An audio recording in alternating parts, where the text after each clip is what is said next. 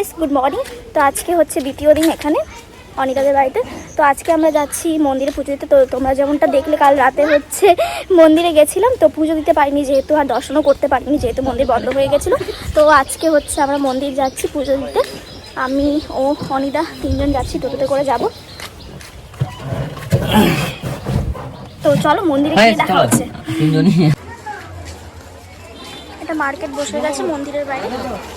রাতের ভিউটা দেখেছিল একটু অন্যরকম, আর দিনের ভিউটাও দেখো একটু অন্যরকম। তো এই সাইডে মার্কেট বসেছে, আর এখান থেকে দোকান থেকে আমরা পুজো জিনিসপত্র কিনে নেব।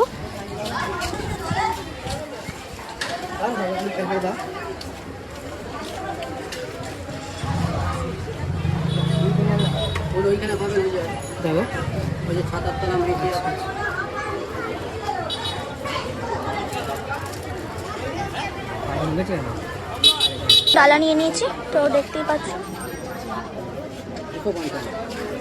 তো এখন যাবো হচ্ছে মন্দিরে। এই দেখতে পাচ্ছ মন্দিরের ভিউটা, এটাই হচ্ছে মেন গেট আমাদের মন্দিরে ঢোকার। এখান দিয়ে আমরা প্রবেশ করব।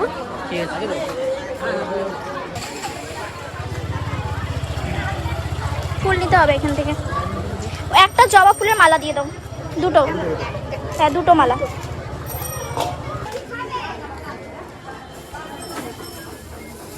এখানে মন্দিরে ঢুকছি। এটা হচ্ছে শিব মন্দির, আর ওর হচ্ছে মায়ের মন্দির। এটা রামকৃষ্ণদেব, আর এই সাইডে আছে কৃষ্ণ ঠাকুরের মন্দির। আগে চলো মায়ের মন্দিরে পুজো দিয়ে আসি।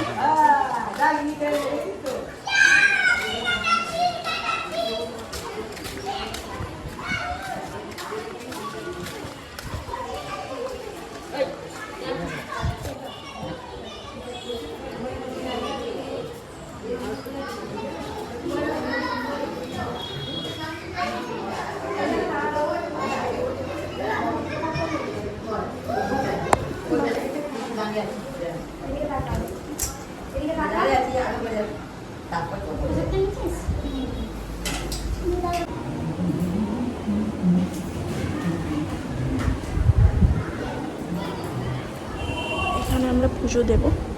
যেমনটা তোমরা সবাই জানো, মায়ের কাছে মানে কোনো শক্তিপীঠে এইভাবে মানে ঢুকতে দেয় না। হয়তো টাকা পয়সা কোনো একটা কিছু মানে টিকিট কেটে ঢুকতে হয়, কিন্তু এই একটা এরকম শক্তিপীঠ যেটা মানে কি বলবো, মাথায় ঠাকুর মা যে চোখের সামনে থেকে দেখতে পাচ্ছি। আমরা কামাখ্যাতে গেলেও মনে কোনোদিন ভাগ্য হয়ে ওঠে না ওইভাবে দেখতেও দেবে না, টিকিট কেটেও ভালোভাবে দেখতে দেবে না, কিন্তু এখানে সামনে বসে এত ভালো লাগছে।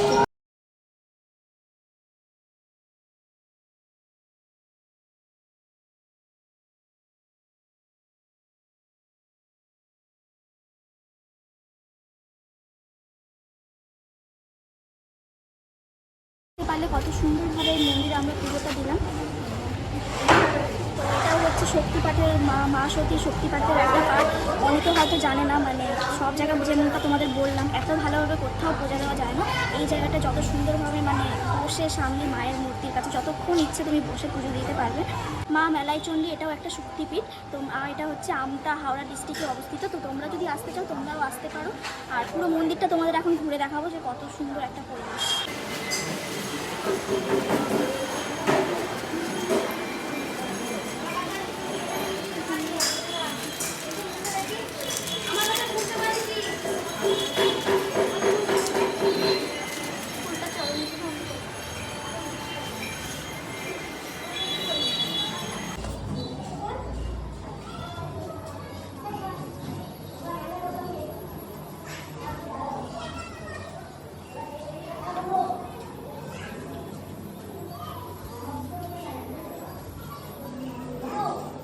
untuk berkirim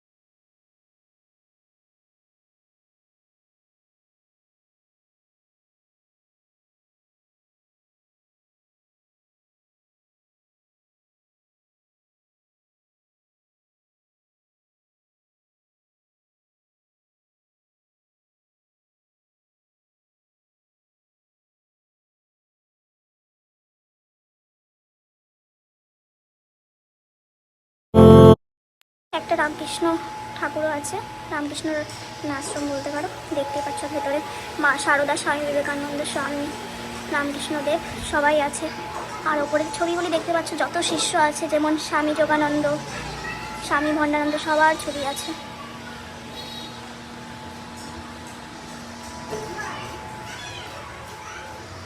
যদি বেরিয়ে গেলাম তো দেখতেই পারলেন, মানে খুব ভালো লাগছে, খুব সুন্দর করে পুজোটা দেওয়া হলো। তো আমরা এখন বাড়ির পথে রওনা দেবো। তো রাস্তা দিয়ে বাড়ি যাওয়ার পথে কি সুন্দর একটা জায়গা, এখানটায় পুরো মানে পাট গাছ আছে। আর এখানটা একটা এটা ঝিল না নদী, এটা একটা নদী আছে, দেখতেই পাচ্ছ খুব সুন্দর ছোট্ট একটা নদী। আর মাঝখান দিয়ে সরু একটা ব্রিজ আছে, খুবই ভালো লাগছে। অনিদা আসো। কি সুন্দর লাগছে দেখতেই পাচ্ছ। জায়গাটা এত সুন্দর, নদীটার মধ্যে জল খুবই কম কিন্তু খুব সুন্দর লাগছে। পাশে দেখতে পাচ্ছ পাট ক্ষেত আছে, কি বলবো। ব্রিজটা দেখিয়ে দাও, এত ভালো লাগছে ওয়েদারটার জন্য।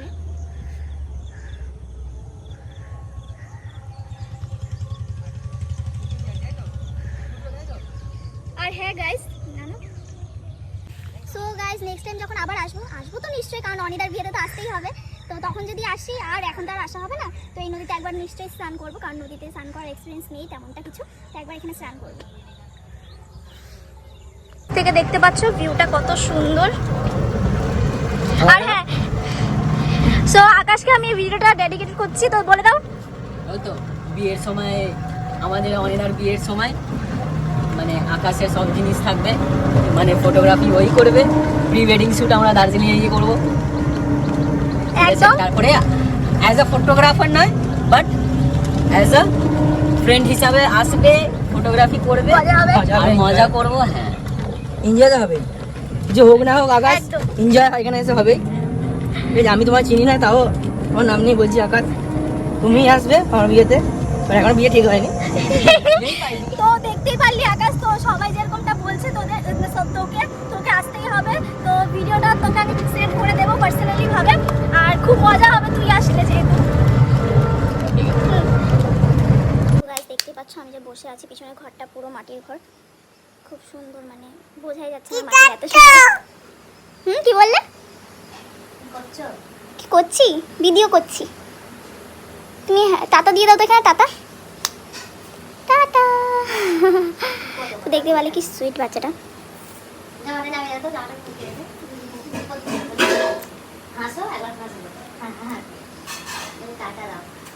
বাড়িটা উঠোনটা কি সুন্দর, ফুল গাছে ভর্তি, নানান ধরনের ফুল গাছ আছে দেখতে পাচ্ছ।